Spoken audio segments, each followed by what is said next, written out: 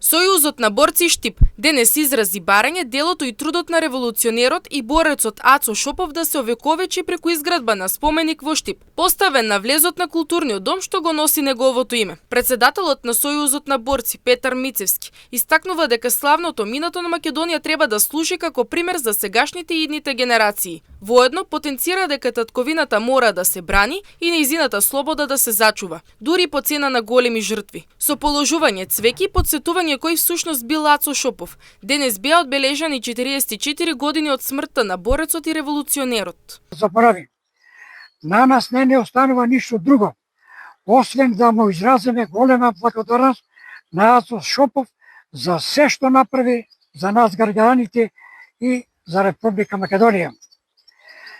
Како се кава на Ацо Шопов, треба да изградиме негов споменик во Штип и да биде лоциран баш тука пред влезот на културниот дом кој го носи неговото име. Таа врска треба да биде на локалната самоуправа, боречката организација на Сојузот на борци Штип, културниот дом и владата на Република Македонија.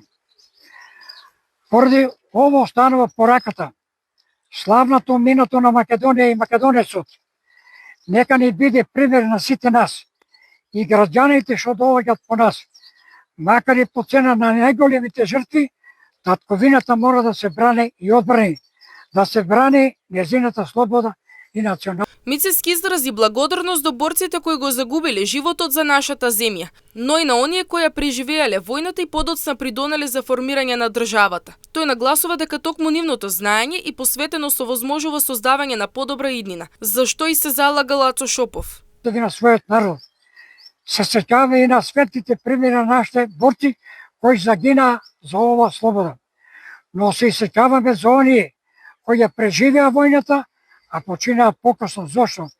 Тие ни дадоа знаење како да се гради и развива нашата земја, за да се создаде едно поборо утро, а токму за тоа се залагаше поетот и борцот револуционерот Ацо Шопов.